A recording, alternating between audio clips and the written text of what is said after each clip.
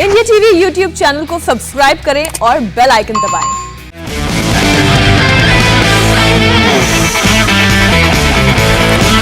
नमस्कार, आज की बात में आपका स्वागत है। आज एक बार फिर दिन भर जासूसी के सवाल पर, फोन हैकिंग के सवाल पर सरकार और विरोधी दलों के बीच जबरदस्त घमासान देखने को मिला। आरोप प्रत्यारोपों का लंबा दौर चला।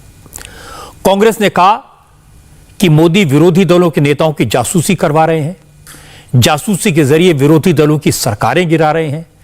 कर्नाटक और मध्य प्रदेश की सरकार को गिराने में भी जासूसी का इस्तेमाल किया गया। कांग्रेस ने अमित शाह के इस्तीफे की मांग की। इस मुद्दे पर कांग्रेस ने आज दिन भर विरोधी दलों के साथ मिलकर मोदी सरकार पर हमले किए। लोकसभा और राज्यसभा में काम रोको प्रस्ताव दिए गए। हालांकि इस मुद्दे पर पार्लियामेंट में चर्चा नहीं हुई, लेकिन पार्लियामेंट के बाहर इसी बात की चर्चा होती रही। पार्लियामेंट में सरकार की तरफ से बार बार कहा गया वो इस मामले में बहस के लिए तैयार हैं, हर सवाल का जवाब देने को तैयार हैं, लेकिन विपक्षी दलों ने चर्चा नहीं होने दी।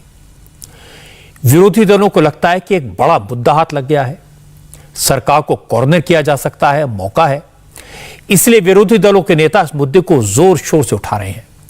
कोई जेपीसी के गठन की मांग करता है, कोई सुप्रीम कोर्ट के सिटिंग जज से जांच कराने की मांग कर रहा है, कोई सुप्रीम कोर्ट की निगरानी में जांच की मांग कर रहा है। लेकिन इस सब के बाद भी सरकार बैकफुट पर नहीं है, ऑफेंसिव है। प्रधानमंत्री नरेंद्र मोदी ने आज अपने एमपी से कहा कि कांग्रेस पूरे देश में हार रही है, इसके बाद भी असत्य और आरोप की राजनीति में लगी हुई है।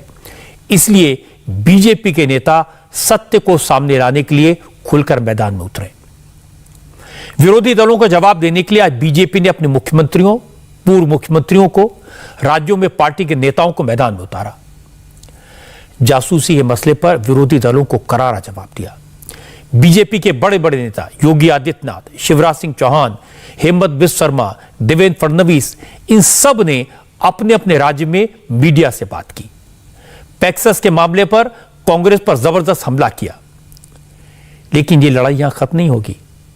कांग्रेस के नेता कल हर राज्य में प्रेस कॉन्फ्रेंस करके बीजेपी को जवाब देंगे और इसके बाद परसों यानी 22 जुलाई को कांग्रेस के नेता सभी राज्यों की राजधानियों में जासूसी के मुद्दे पर राजभवन तक प्रोटेस्ट मार्च निकालेंगे। मैं आपको बीजेपी और विरोधी दलों के नेताओं की बात सुनवाऊंगा। इससे आपको अंदाजा लगेगा कि लड़ाई किस दिशा में जा रही है। कांग्रेस के नेता अब तक तो यह इल्जाम लगा रहे थे कि सरकार विरोधी दलों के नेताओं, अफसरों और पत्रकारों की जासूसी करवा रही है। लेकिन आज शाम को कांग्रेस ने गियर बदला, इस कंट्रोवर्सी को नेक्स्ट लेवल पर पहुंचा दिया। कांग्रेस ने इल्जाम लगाया कि केंद्र सरकार ने पेगासस का इस्तेमाल कांग्रेस की चुनी हुई सरकार को गिराने में किया। कर्नाटक की कांग्रेस और जेडीएस की सरकार को गिराकर येदियुरप्पा को सरकार बनाने में पेगासस का बड़ा रोल था। कांग्रेस का यह आरोप गंभीर है। कांग्रेस जानती है इसका मतलब क्या है, इसका असर क्या होगा, और इस पर रणनीति कल से तैयार हो रही थी। इसीलिए कर्नाटक के पूर्व मुख्यमंत्री सिद्धरामैया और डीके शिवकुमार को आनंद फानंद में कल ही दिल्ली बुला लिया गया था। दोनों सुबह सुबह दिल्ली पहुंचे और सीधे राहुल गांधी से मिलने गए।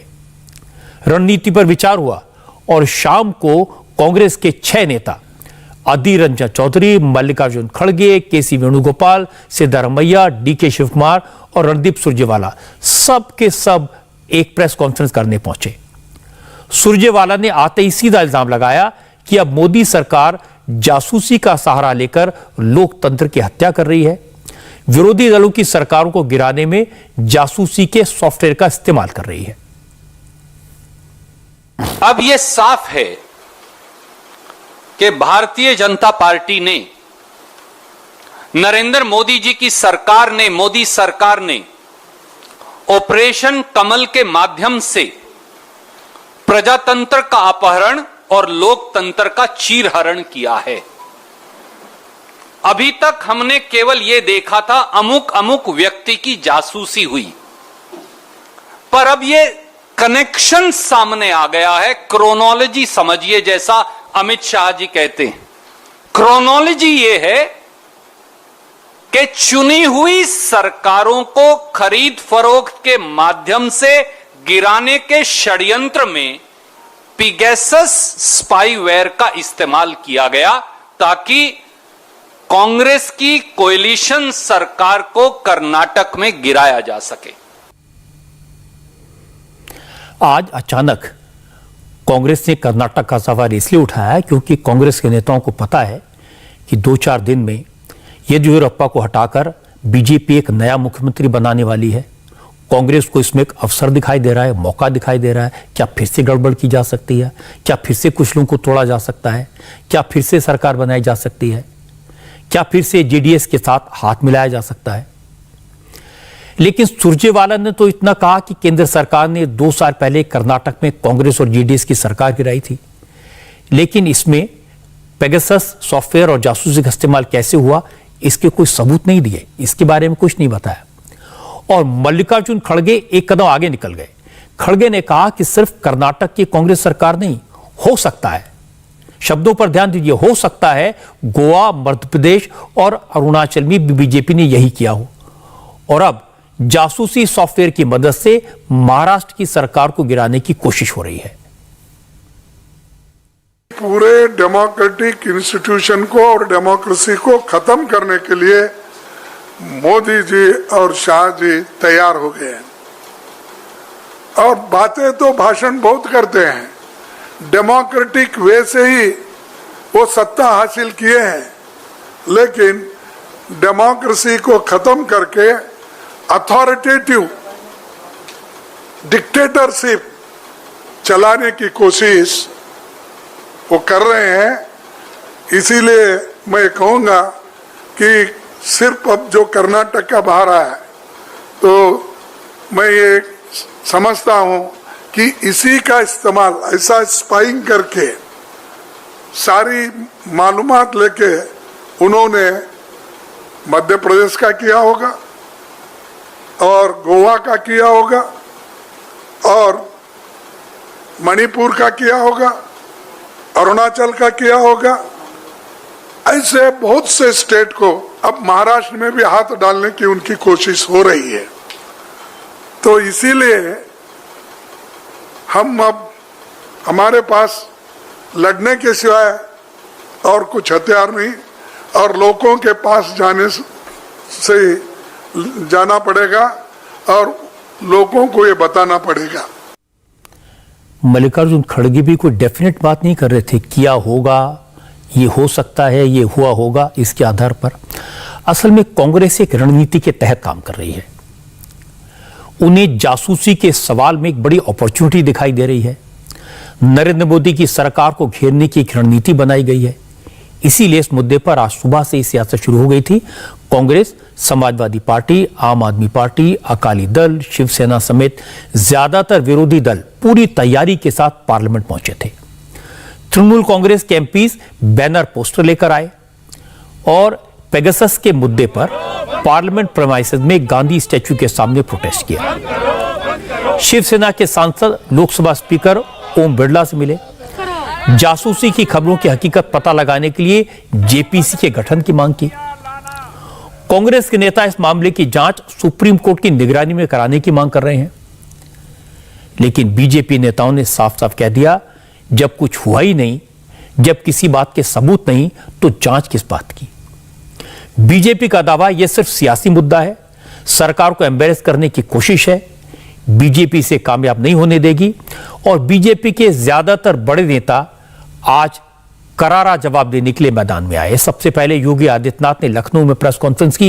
योगी ने कहा कि विरोधी दल अंतर्राष्ट्रीय साजिश का शिकार हो रहे हैं या जाने अनजाने में इस साजिश का हिस्सा बन रहे हैं। यह देश के लिए अच्छा नहीं है। विपक्ष उन अंतर्राष्ट्रीय साजिशों का शिकार जाने अनजाने में हो रहा है, जो अंतर्राष्ट्रीय साजिश किसी न किसी रूप में भारत को अस्थिर करना चाहते हैं, भारत को किसी न किसी रूप में अस्त व्यस्त करना चाहते हैं।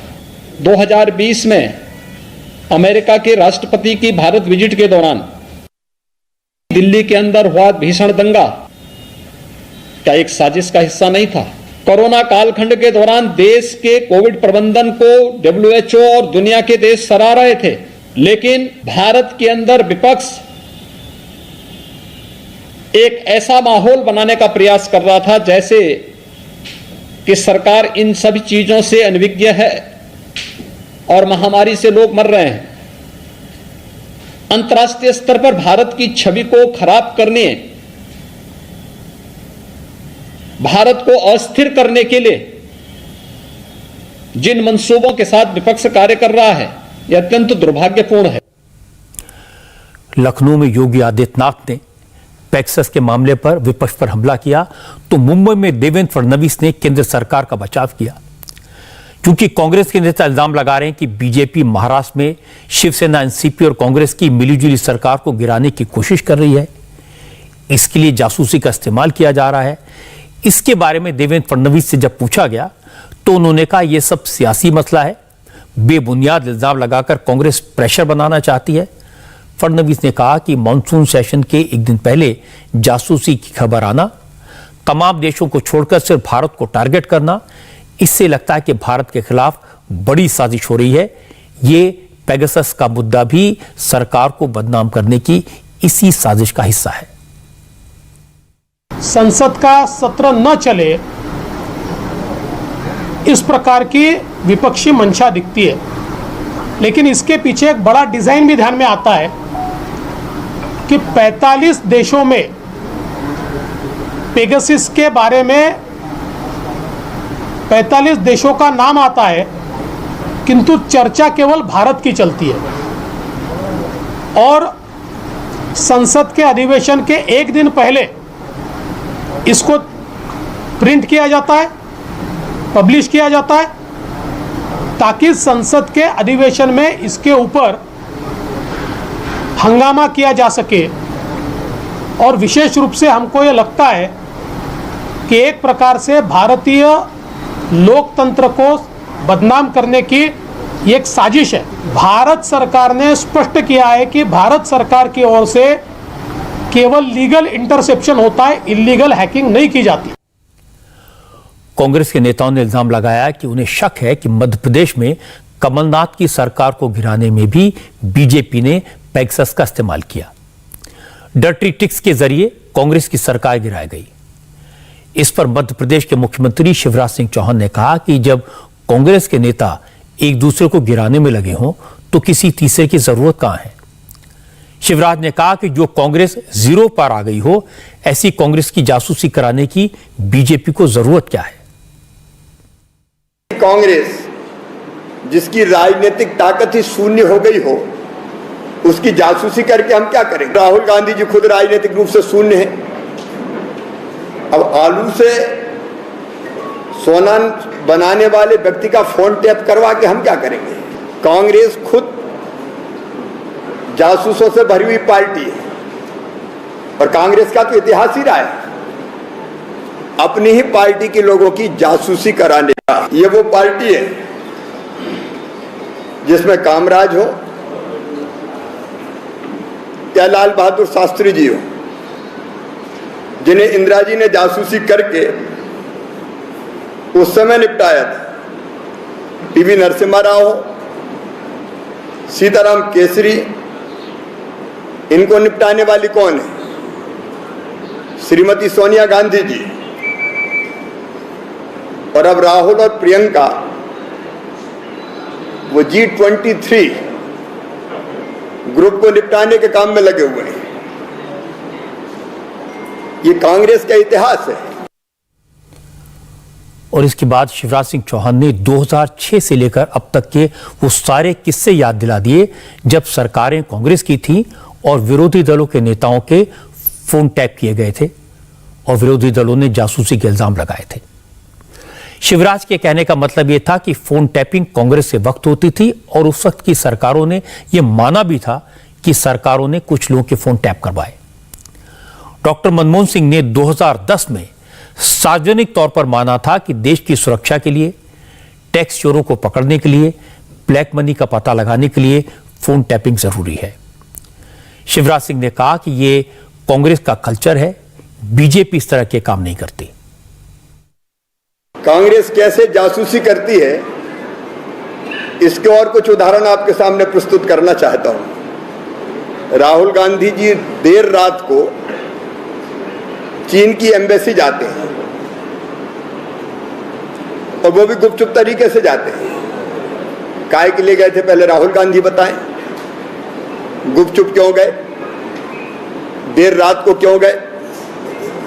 मणिशंकर अय्यर पाकिस्तान जाके, देश में नहीं विदेश में जाके देश की सरकार गिराने के लिए पाकिस्तान का सहयोग मांगते हैं।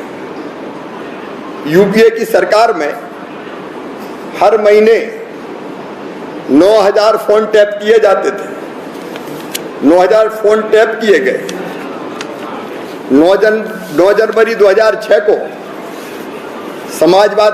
समाजवादी पार्टी के तत्कालीन महासचिव अमर सिंह ने आरोप लगाया था कि मनमोहन सरकार उनके फोन टैप करवा रही है।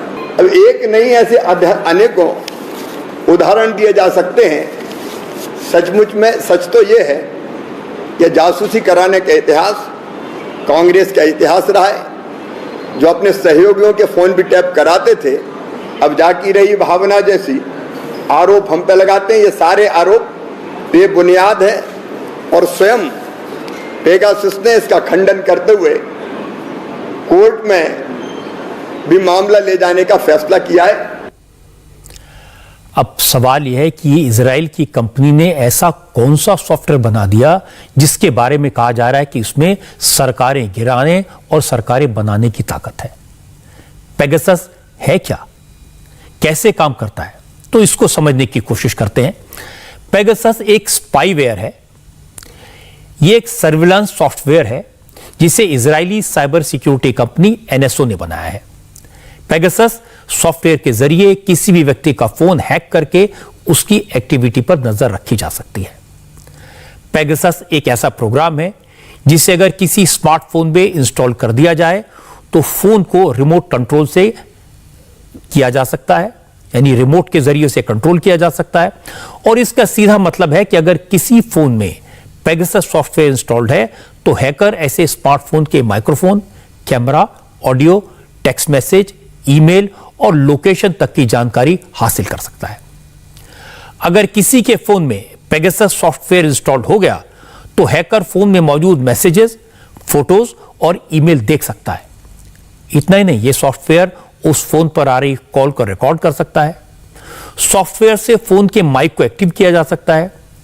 साइबर सिक्योरिटी कंपनी कैस्परस्काई की एक रिपोर्ट के मुताबिक पेगासस सॉफ्टवेयर के जरिए जिस फोन को हैक किया जाता है उस फोन के एनक्रिप्टेड ऑडियो सुने जा सकते हैं, एनक्रिप्टेड मैसेजेस पढ़े जा सकते हैं। और ये समझ लीजिए एनक्रिप्टेड मैसेज क्या होता है। एनक्रिप्टेड मैसेज ऐसे संदेश होते हैं, ऐसे मैसेज होते हैं जिसकी जानकारी मैसेज भेजने वाले और रिसीव करने वाले को होती है और जिसके बारे में कहा जाए इसे हैक नहीं किया जा सकता, इसे कोई और पढ़ नहीं सकता। अब सवाल है कि पेगासस स्पाईवेयर किसी के फोन में इंस्टॉल कैसे किया जा सकता है। आपका फोन तो आपके हाथ में है। अब इसके कई तरीके हैं। आमतौर से जिस फोन को हैक करना होता है उस पर एसएमएस भेजे जाते हैं, कई बार लिंक भेजे जाते हैं। एसएमएस या लिंक खोलते ही पेगासस स्पाईवेयर फोन को इन्फेक्ट कर देता है। साइबर एक्सपर्ट बताते हैं कि जिस फोन को टारगेट किया जाता है उसे करप्ट मैसेज या फाइल भेजकर डिवाइस को हैक किया जाता है। और एक बड़ी बात आपको बताता हूं, पेगासस सॉफ्टवेयर इतना सोफिस्टिकेटेड है कि यह सबसे सुरक्षित माने जाने वाले एप्पल फोन की सिक्योरिटी को ब्रीच करने में भी कामयाब रहा। और सबसे चौंकाने वाली बात यह है कि जिसका फोन इस सॉफ्टवेयर के जरिए हैक कर लिया जाता है उसे पता भी नहीं चलता कि उसकी जासूसी हो रही है। पेगासस सॉफ्टवेयर बनाने वाली इजरायली कंपनी एनएसओ का दावा है कि यह सॉफ्टवेयर सिर्फ सरकार या सरकारी एजेंसियों को ही बेचा जाता है।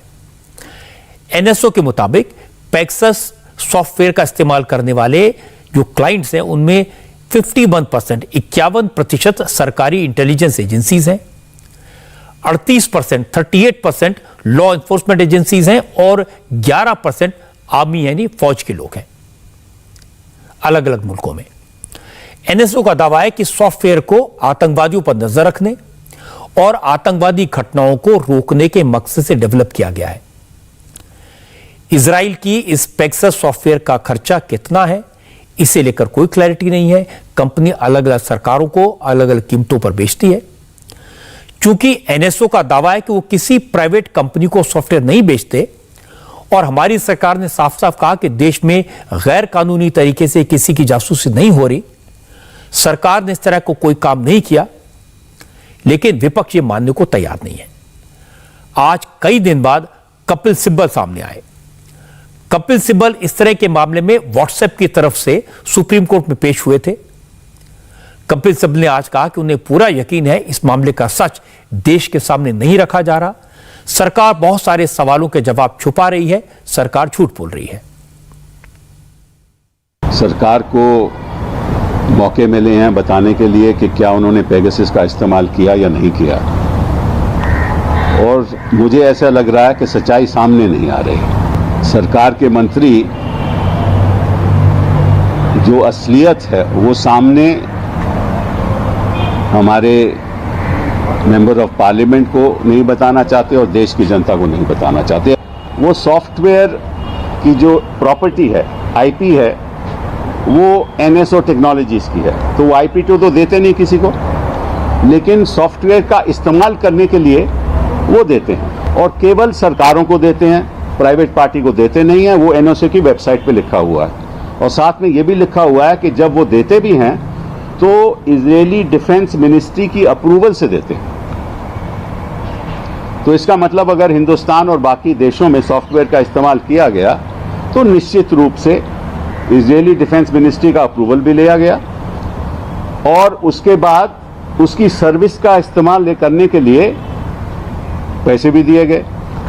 और अगर सरकार ने पैसे दिए और सरकार ने कहते हैं कि उन्होंने नहीं दिए, अगर नहीं भी दिए तो किसने पैसे दिए, कौन सी एजेंसी ने पैसे दिए, पहले तो ये सरकार को बताना होगा। कपिल सिब्बल बहुत बड़े वकील हैं, बहुत समझदार हैं और इंटेलिजेंट वकील हैं। कल इनका जिक्र रविशंकर प्रसाद ने किया था। रविशंकर प्रसाद ने कहा कि व्हाट्सएप के लिए अदालत में जब कपिल सिब्बल पेश हुए तो उन्होंने कहा कि व्हाट्सएप की टेक्नोलॉजी ऐसी है, इसे हैक नहीं किया जा सकता, जबकि पेगासस की सारी कंट्रोवर्सी व्हाट्सएप मैसेजेस को हैक करने को लेकर है। लेकिन आज कपिल सिब्बल ने सरकार से कुछ स्पेसिफिक सवाल भी पूछे। सिब्बल ने कहा कि अगर सरकार की परमिशन के बगैर जासूसी हुई है तो ये और ज्यादा चिंता की बात है और सरकार को इसका जवाब देना चाहिए। सबसे पहले तो इस देश के मंत्री महोदय और देश के गृह मंत्री को बताना चाहिए और ये बताना चाहिए कि हमने कभी इसका इस्तेमाल नहीं किया। ये तो उन्होंने कहा नहीं, इस बात का उन्होंने इनकार नहीं किया। तो अगर इनकार नहीं किया और देश का इस्तेमाल नहीं किया तो किसने इस्तेमाल किया? ये तो बहुत ही बड़ी फिर हमारे सामने एक समस्या खड़ी हो गई। एनएसओ टेक्नोलॉजीज कहती है कि वो न किसी को बेचते नहीं है, केवल सरकारों को बेचते हैं, तो किसी प्राइवेट सेक्टर को तो बेच नहीं सकते। तो सच्चाई सामने आनी चाहिए। ये अमित शाह जी ये कहते हैं कि आप इसकी क्रोनोलॉजी समझिए। हम तो क्रोनोलॉजी समझ रहे हैं। मैं तो अमित शाह जी से कहना चाहता हूं कि आप इसकी क्रोनोलॉजी समझिए, क्योंकि ये 2017 और 2019 के बीच में इस्तेमाल हुआ था। पेगासस का इस्तेमाल आप कर सकते हो किसके खिलाफ? टेररिस्ट के खिलाफ, कोई ड्रगिस्ट के खिलाफ, कोई इंटरनेशनल कंस्पिरेसी। तो क्या आप लोग टेररिस्ट हो, जर्नलिस्ट? क्या एकेडमिक्स टेररिस्ट हैं? क्या एक महिला जो सुप्रीम कोर्ट में काम करती थी और उसके जो परिवार के लोग थे, नजदीकी लोग थे, अगर उसको उस पर स्पाई किया जा रहा था, क्या वो टेररिस्ट थी? और हम पूछना चाहते हैं मंत्री जी से और इस सरकार से कि किस लिए आप उस महिला के खिलाफ को इंटरसेप्ट कर रहे थे? सवाल सिर्फ कांग्रेस ने नहीं पूछे, शिवसेना भी हमलावर हुई। संजय राउत ने आज कहा यह चिंता की बात है कि देश के साथ विश्वासघात हुआ है और इस मामले में प्रधानमंत्री और गृह मंत्री को देश के सामने आकर सच बताना चाहिए। केंद्र सरकार में जो 2 मंत्री हैं, अश्विनी जी, प्रहलाद पटेल, उनका भी नाम आया है, तो उनकी भी जासूसी हो रही थी। 2 केंद्रीय मंत्री की जासूसी हो रही थी और उनको बाद में शपथ दिलाई गई है अभी केंद्रीय मंत्री पद की। पूरे देश को समझना चाहिए कि उनकी जासूसी क्यों हो रही थी। दोनों मंत्री। ये हमारे लिए बहुत ही चिंता की बात है कि उसी विभाग के मंत्री है और उनकी जासूसी हो रही है। प्राइवेसी का सवाल है, सिक्योरिटी एक्ट का सवाल है, ये विश्वासघात है। प्रधानमंत्री, गृह मंत्री की जिम्मेदारी है कि देश के सामने आकर सच बताए। अब इस बात में तो कोई शक नहीं है कि मामला पूरी तरह से राजनीतिक हो गया है। इस लिहाज से कुछ बातें समझना जरूरी है। एक तो फोन हैकिंग के जितने भी आरोप लगे हैं या सरकारों को गिराने के जो इल्जाम लगे हैं, उस सब में कहा गया ये हुआ होगा, हो सकता है कि हुआ हो, कोई डेफिनेट बात नहीं कही गई। सारे इल्जाम टेंटेटिव है, सब कुछ शक के आधार पर कहा जा रहा है। और दूसरी बात है कि जिस रिपोर्ट को इस सारे मामले का आधार बताया गया है, उसके पीछे दो मीडिया संगठन है, फॉरबिडन स्टोरीज और एमनेस्टी।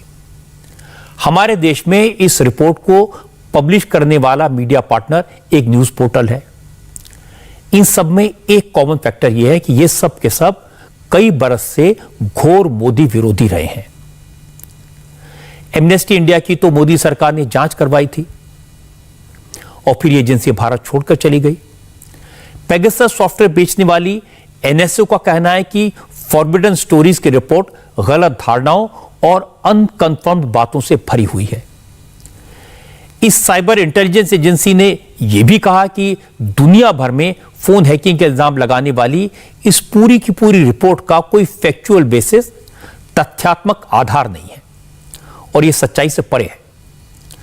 जब एनएसओ की तरफ से इतनी सख्त भाषा में यह बात कही गई तो जाहिर है इस रिपोर्ट की विश्वसनीयता पर सवाल खड़े हुए हैं। इसीलिए सरकार को यह कहने का मौका मिला कि इस रिपोर्ट को आगे लाने वाले वो संगठन हैं जो भारत में अराजकता फैलाना चाहते हैं। इनके साथ विरोधी दलों के राजनीतिक लोग जुड़ गए हैं और इसीलिए बीजेपी के नेता आज कह रहे हैं कि यह सरकार को बदनाम करने की साजिश है। असल में जब तक फोन हैकिंग या फोन टैपिंग के कोई पुख्ता सबूत सामने नहीं आ जाते, तब तक यह मामला सियासी रहेगा। आरोप प्रत्यारोप लगते रहेंगे। कांग्रेस और दूसरी विरोधी पार्टियां सरकार से कहती रहेंगी कि इसकी जांच करवाओ और बीजेपी के नेता यह कहते रहेंगे कि पहले सबूत लाओ और फिर अदालत के सामने जाओ। बीजेपी का यह भी कहना है कि सरकार पार्लियामेंट में सारे सवालों का जवाब देने को तैयार है, लेकिन विरोधी दल जानबूझकर पार्लियामेंट की कार्रवाई नहीं चलने दे रहे। यह बात आज कोरोना के सवाल पर भी दिखाई दी। विरोधी दलों के नेता कई दिन से कह रहे हैं कि पार्लियामेंट में कोरोना के मिसमैनेजमेंट का मुद्दा उठाएंगे, प्रधानमंत्री नरेंद्र मोदी से सवाल पूछेंगे। प्रधानमंत्री ने आज ऑल पार्टी मीटिंग बुलाई, फ्लोर लीडर्स को बुलाया, लेकिन कई विरोधी दलों ने इसमें भी गड़बड़ की। कांग्रेस, आम आदमी पार्टी और अकाली दल इसमें शामिल नहीं हुए। प्रधानमंत्री ने मीटिंग तो यह बताने के लिए बुलाई थी कि तीसरी लहर को रोकने की क्या तैयारी है, वैक्सीनेशन को लेकर सरकार की क्या प्लानिंग है, वैक्सीन की कमी को कैसे दूर किया जा रहा है, सरकार क्या कदम उठा रही है। इस पर सरकार की तरफ से एक प्रेजेंटेशन दिया गया, लेकिन सबसे ज्यादा सवाल पूछने वाले कांग्रेस, आम आदमी पार्टी और अकाली दल प्रधानमंत्री की ऑल पार्टी मीटिंग का हिस्सा नहीं बने। हालांकि एनडीए के साथियों के अलावा NCP, Shiv Sena, BJD, JDS, TRS, YSR Congress, BSP जैसे तमाम दलों के नेता आज की इस मीटिंग में पहुंचे। इंटरेस्टिंग बात यह है कि पहले सुबह कांग्रेस के नेता कह रहे थे कि प्रधानमंत्री सिर्फ फ्लोर लीडर्स को क्यों, सभी सांसदों को क्यों नहीं बुलाते, उन सबके सामने अपनी कोरोना मैनेजमेंट की रणनीति क्यों नहीं बताते।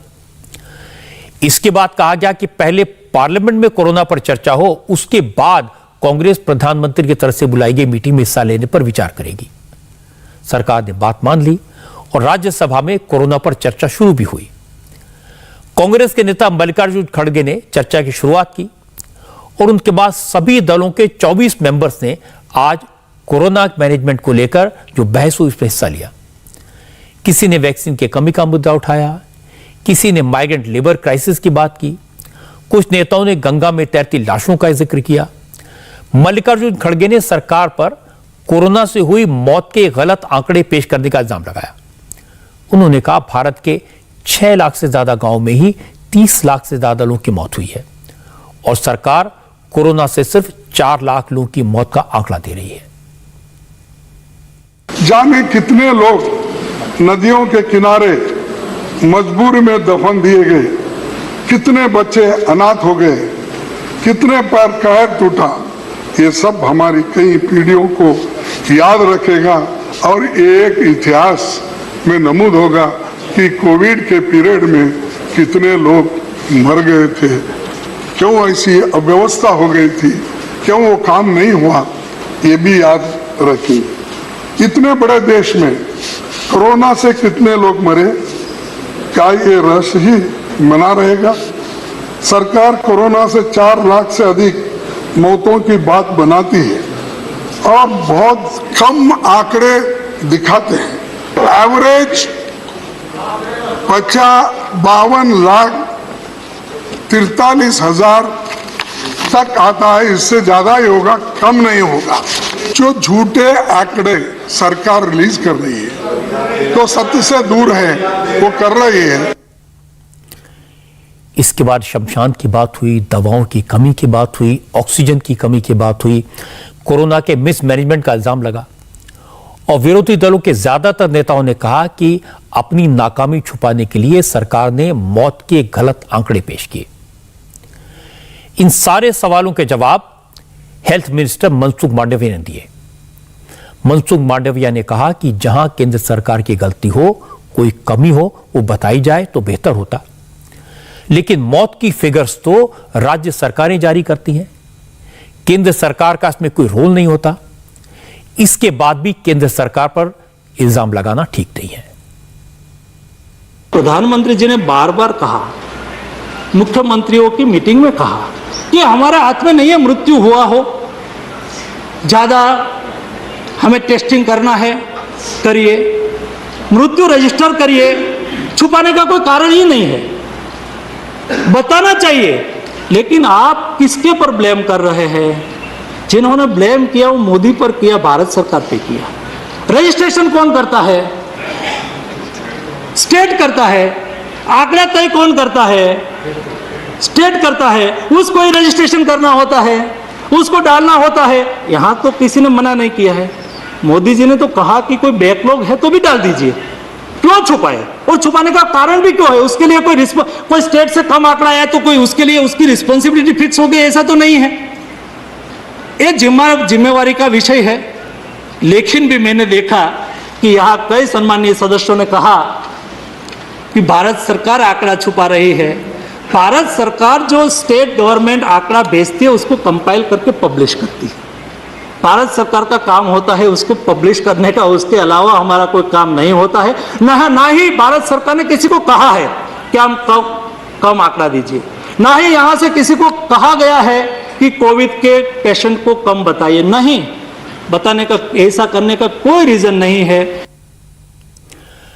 मांडविया ने तो कन्विंसिंग जवाब दिया, लेकिन मैं आपको एडवांस में बता दूं, कोरोना से हुई मौत के मामले में कल एक और मुद्दे पर विवाद होगा।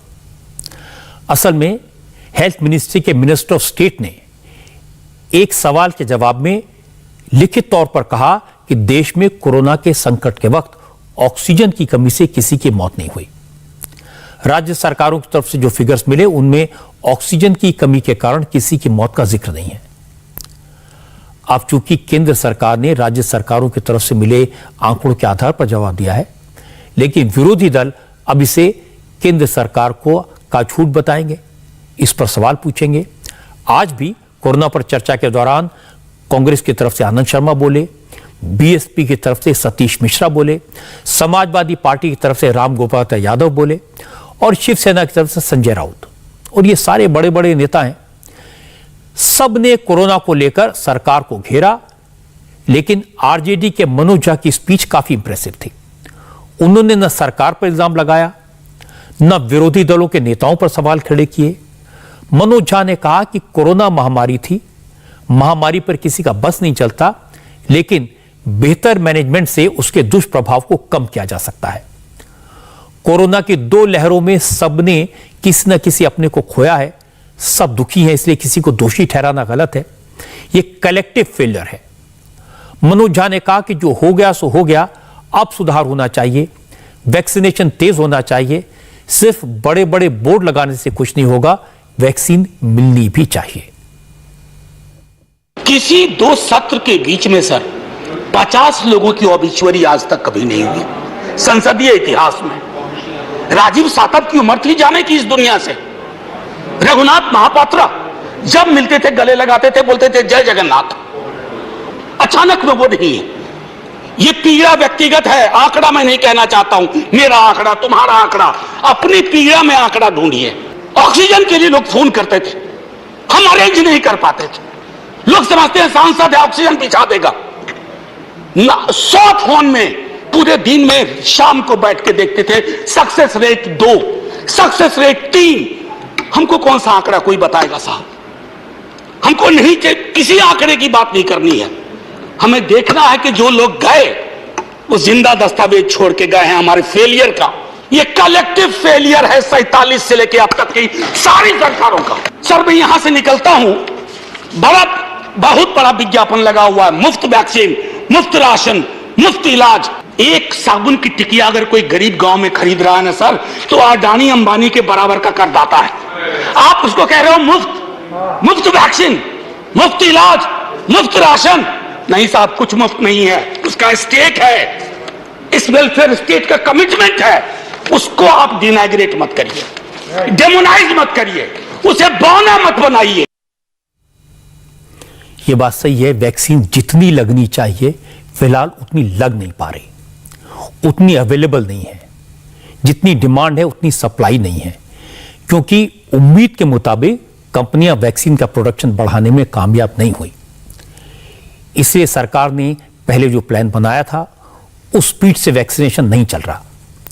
इसीलिए वैक्सीन के मुद्दे पर मनसुख मांडविया ने 15 मिनट से ज्यादा बोले, पूरी डिटेल दी। हेल्थ मिनिस्टर ने बताया कि प्रॉब्लम कहां है, कैसी दिक्कतें आ रही हैं और अगले आने वाले महीनों में सरकार वैक्सीनेशन की रफ्तार बढ़ाने के लिए क्या क्या कोशिश कर रही है। हमें जून महीने में 10 करोड़ मिले थे, ये महीने में मुझे 11.5 करोड़ दे रहे हैं। कंटिन्यू से 11 से 12 करोड़ के बीच में हमें देते रहेंगे। वैसा ही भारत बायोटेक, उसका मैन्युफैक्चरिंग धीरे धीरे बढ़ रहा है। विश्व के सबसे बड़ा रिएक्टर उन्होंने बेंगलुरु में लगाया है, उसका प्रोडक्शन अगले ये महीने में। यहां मैं कई बार बात ये भी सुनता हूं, भारत सरकार ने प्रेडिक्शन दिया था, लेकिन कल ही मैंने एक न्यूज़पेपर में देखा कि भारत बायोटेक का प्रोडक्शन तो इतना होगा ही नहीं, एक बैच फेल हो गई। ये बायोलॉजिकल व्यवस्था है, वैक्सीन की व्यवस्था है। फेल हो गई तो उसका प्रोग्राम जिस महीने में उसको मुझे देना था 3 करोड़, वो नहीं दे पाए। हो सकता है वो अगले महीने में देंगे। इससे हमारा प्रोग्राम को इफेक्ट नहीं होने वाली है। स्पुतनिक आई, उन्होंने इंडिया में रजिस्ट्रेशन कराया और उन्होंने 33 लाख डोज आज तक भारत को मिल गया है। और अभी इंडिया में इंडिजीनियस उसका प्रोडक्शन स्टार्ट होगा तो ये भी हमें उपयोगी होगा। बायोलॉजिकल इवेंट्स हमारी हैदराबाद की कंपनी है, उन्होंने वैक्सीन बनाया है, उसका 3rd ट्रायल चल रहा है, वो भी अच्छी तरह से। अपेक्षा है कि सितंबर अक्टूबर में वो मार्केट में आ जाएंगे और 7.5 करोड़ डोज के साथ वो मार्केट में आएंगे। सवाल उठाने की कोई आवश्यकता नहीं है, भरोसा करना है देश के साइंटिस्ट के पास। सवाल सरकार तो वहां से जो बोलती हमें कहते हैं उसके आधार पर मैं आपके सामने रिपोर्ट करता हूं। मुझे भरोसा है मेरे साइंटिस्ट पर, मेरी इंडिजीनियस कंपनी पर। मैं मनसुख मांडविया की प्रशंसा करूंगा। वो नए मंत्री बने हैं, अभी हेल्थ मिनिस्ट्री का काम संभाला है, लेकिन उन्होंने बड़े कॉन्फिडेंस से सारे सवालों के जवाब दिए। किसी सवाल को टालने की कोशिश नहीं की। जैसे अब तक तो सिर्फ ये बड़े बड़े दावे किए जाते थे कि वैक्सीन अवेलेबल है, और जब लोगों को वैक्सीन नहीं मिलती थी तो अविश्वास का वातावरण पैदा होता था। आज मनसुख मांडविया ने माना कि वैक्सीन की कमी है, जितनी जरूरत है इसके हिसाब से प्रोडक्शन नहीं हो पा रहा, और उन्होंने यह भी समझाया कि वैक्सीन की कमी क्यों है।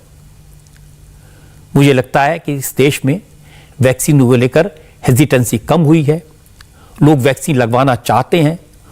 पूरी दुनिया से रिपोर्ट्स मिल रही हैं कि जिन भी देशों में 50% से ज्यादा आबादी को वैक्सीन की दोनों डोज लग चुकी हैं, वहां लोगों को हॉस्पिटल नहीं जाना पड़ता। इसलिए जरूरी है कि सारी ताकत इस बात पर लगाई जाए कि हमारे यहां वैक्सीन का प्रोडक्शन तेजी से बढ़े और जहां से भी जैसे भी इंपोर्ट किया जा सकता है उसे हासिल किया जाए। और आज हेल्थ मिनिस्टर की बात सुनकर इस बात का विश्वास हुआ कि सरकार इसी दिशा में काम कर रही है। विरोधी दलों के नेताओं ने सरकार से स्वदेशी वैक्सीन कोवैक्सीन को जल्दी से जल्दी इंटरनेशनल रिकॉग्निशन दिलाने की मांग की और हेल्थ मिनिस्टर ने बताया कि वैक्सीन के मामले में सरकार क्या क्या कदम उठा रही है। आज प्रधानमंत्री नरेंद्र मोदी ने ऑल पार्टी मीटिंग में सभी पार्टियों से, सभी राज्य सरकारों से केंद्र सरकार के साथ मिलकर काम करने की अपील की। मोदी ने कहा, मिलकर लड़ेंगे तो कोरोना को जल्दी हरा पाएंगे। इस मामले में सियासत की कोई गुंजाइश नहीं है। इस मीटिंग में नरेंद्र मोदी ने कहा कि कोरोना से चौकन्ना रहने की जरूरत है क्योंकि कुछ देशों में कोरोना के केसेस फिर से बढ़ रहे हैं। कोरोना और जासूसी के अलावा विरोधी दल किसानों के मुद्दे पर भी सरकार को घेरने की कोशिश में लगे हैं। इस इशू पर विरोधी दलों और किसान संगठनों की क्या क्या प्लानिंग है, वो क्या करने वाले हैं। मैंने फोन हैकिंग की बात की, कोरोना की बात की। अब एक और इशू है जिस पर विरोधी दल काफी एग्रेसिव हैं, वो है किसानों का इशू। रणनीति यह है कि विरोधी दलों के नेता कृषि कानून के खिलाफ पार्लियामेंट के भीतर प्रोटेस्ट करेंगे और किसान संगठनों के नेता पार्लियामेंट के बाहर सरकार के खिलाफ मोर्चा खोलेंगे। संयुक्त किसान मोर्चा ने 22 जुलाई से जंतर मंतर पर किसान संसद आयोजित करने का ऐलान किया है। हालांकि कोरोना का खतरा है, पुलिस ने अभी तक इसकी परमिशन नहीं दी है। दिल्ली पुलिस के अफसर किसानों के नेताओं को समझाने की कोशिश कर रहे हैं, लेकिन अभी तक बात बनी नहीं है। किसान संगठनों के नेताओं का कहना है कि 22 जुलाई से जंतर मंतर पर हर रोज 200 लोग किसान संसद में शामिल होंगे। दिल्ली पुलिस कहती है कि 25 से ज्यादा लोग जंतर मंतर ना आए, लेकिन किसान नेता आंदोलनकारियों की संख्या कम करने को तैयार नहीं है। मीटिंग हुई, एडमिनिस्ट्रेशन ने अपनी बात रखी, हमने अपनी बात कही। हमारा जत्था जाएगा जैसे हमने तय किया है। बाकी जो बातें उन्होंने कही है हम अपनी मीटिंग में डिस्कस करेंगे। सर डिसीजन क्या वो माने आपकी बात को? नहीं, वो अभी मीटिंग में डिस्कस करेंगे ना क्या उन्होंने। 200 लोगों के लिए ही कहा है सर। हम तो जाएंगे, 200 का जत्था जाएगा ही। तो पुलिस ने क्या परमिशन दी? पुलिस ने परमिशन की कोई बात नहीं, अभी तो डिस्कस हो रहा है सब कुछ। दोबारा मीटिंग हो सकती है, अभी कुछ नहीं कह सकता। मीटिंग में हम अपने में जो कुछ उन्होंने कहा वो डिस्कस करेंगे। एक तो कोरोना का प्रोटोकॉल है, खतरा है। दूसरा 26 जनवरी को लाल किले की हिंसा का बेहद खराब अनुभव है, इसलिए दिल्ली पुलिस कोई रिस्क नहीं लेना चाहती। हालांकि किसान संगठनों के नेता बार बार कह रहे हैं कि जो आंदोलनकारी जंतर मंतर पर जाएंगे उनके पास आई कार्ड होगा, उनके पास कोरोना टेस्ट नेगेटिव होने की रिपोर्ट होगी और सभी लोग पुलिस के निर्देशों का पालन करेंगे। उन्होंने शंकाएं, कुशंकाएं, सावधानियों पर विस्तार से चर्चा की। हम लोगों ने भी चर्चा की। परमिशन लिखित तो कोई सरकार देती नहीं है, ना वो दे सकते हैं। तो हमने कहा कि हम 200 लोग जाएंगे, संख्या हम कम नहीं कर सकते हैं। हम 200 जाएंगे, संसद बनाएंगे, 10 से 5 वहां रहेंगे। संसद पूरी की जो कार्रवाई होती वैसी हमारी कार्रवाई रहेगी। 7 वर्षों में मोदी जी ने जो भी किसान एंटी फार्मर काम किए वो हमारा उस पर सब डिस्कशन होगा और 5 बजे हम वापस हो जाएंगे। रोज नया जत्था 200 का जाएगा। सबके पास आइडेंटिटी कार्ड होगा, संगठन का नाम होगा, हर संगठन से 5-5 लोग होंगे। हमको भी चिंता है कि कोई गड़बड़ी ना हो, क्योंकि पूर्व में जो गड़बड़ी हुई है उसकी पुलिस से ज्यादा चिंता हमको और सावधानी है। लेकिन पुलिस का कहना यह था कि डीडीएमए गाइडलाइंस की वजह से परमिशन नहीं मिल सकती, अलाउड नहीं है। तो ऐसे अब वो पुलिस का काम है, वो करे व्यवस्था जो करना है। और हमने ये तय किया है कि हमारी 5 बसें जाएंगी, 5 बसों में हम लोग 200 लोग जाएंगे। हो सकता है किसान नेताओं की नीयत साफ हो, इस बार वाकई में वो इस बात की प्रिकॉशन ले कि 200 से ज्यादा लोग नहीं जाएंगे। लेकिन संयुक्त किसान मोर्चा से सस्पेंड चल रहे गुरनाम सिंह चढ़ूनी वो सरकार पर दबाव बनाने के लिए अपने समर्थकों को दिल्ली की तरफ भेज रहे हैं। आज चढ़ूनी के संगठन से जुड़े हजारों लोग यमुनानगर के गधोला टोल पर पहुंचे और ये लोग दिल्ली आना चाहते हैं। कई सुझाव के साथ आज एक बड़ा जत्था यमुनानगर से दिल्ली के लिए रवाना हो रहे हैं। तो हर जिले से हम हफ्ता 10 दिन बाद एक जत्था ले जा रहे हैं। कई जिलों से पहले ले जा चुके हैं। आज यमुनानगर का है और आज बहुत अच्छी संख्या में यमुनानगर के लोग यहाँ पे उपस्थित हैं। लगातार जब तक हमारी बात नहीं मानी जाएगी तब तक ये क्रम हमारा जारी रहेगा।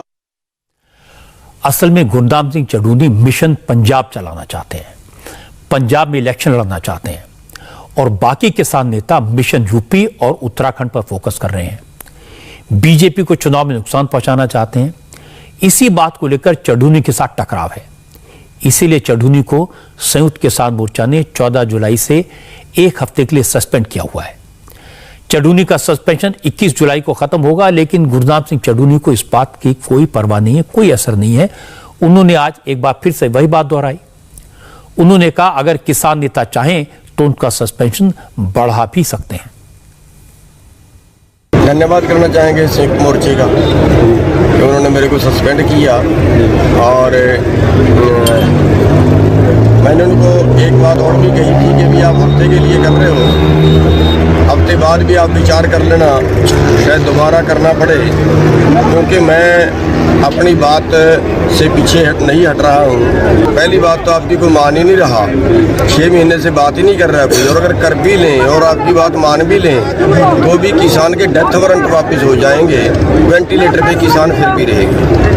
देश के कानून बदलने की जरूरत है और गंदी राजनीति जो हो गई है, जो देश में कारपोरेट के लिए काम कर रही है, उस गंदी राजनीति को बदल के और अच्छी राजनीति करने की जरूरत है, अच्छे लोगों को आने की जरूरत है।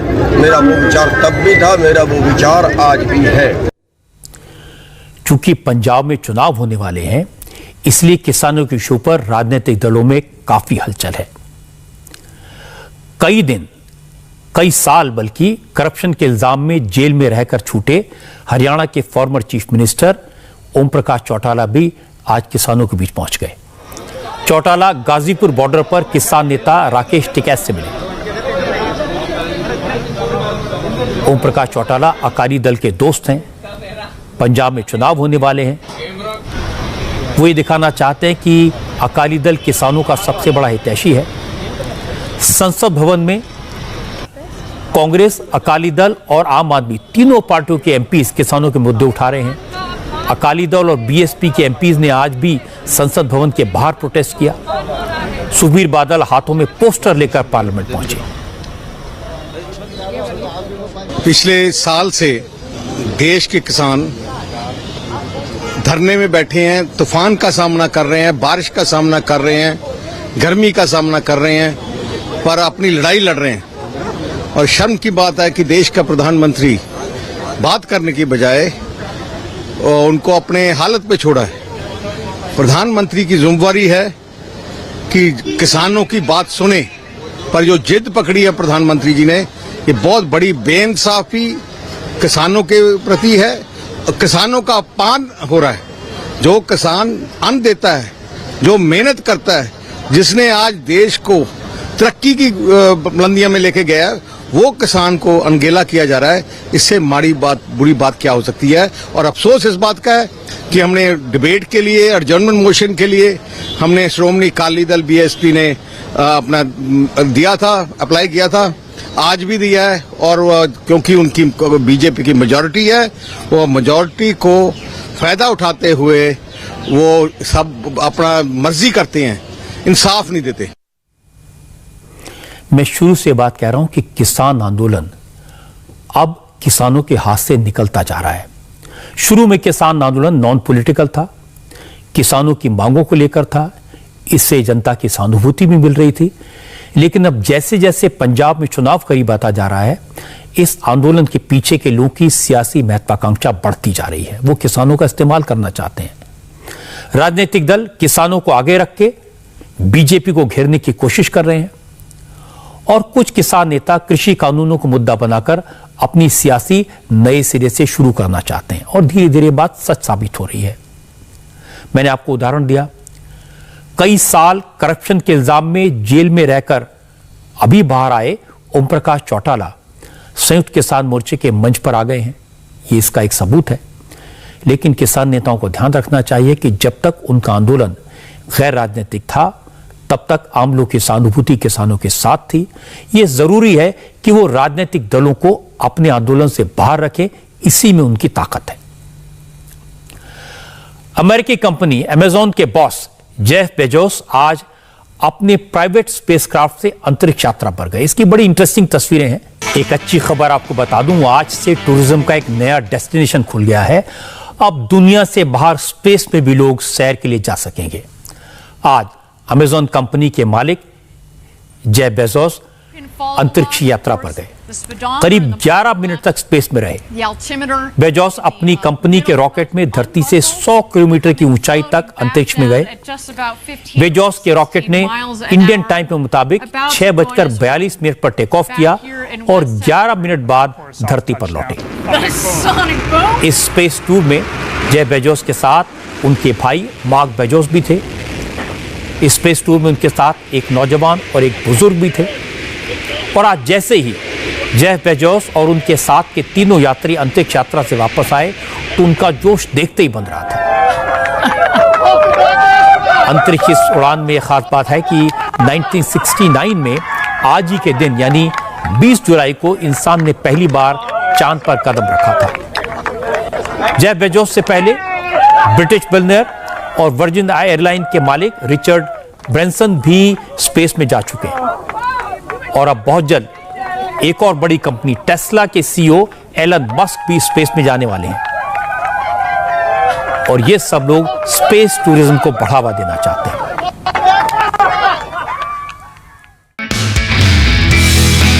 नमस्ते, मैं हूं मीनाक्षी जोशी। वीडियो और खबरों से अपडेट रहने के लिए India TV YouTube channel subscribe करें, बेल आइकन दबाना ना भूलें। जुड़े रहें इंडिया टीवी के साथ।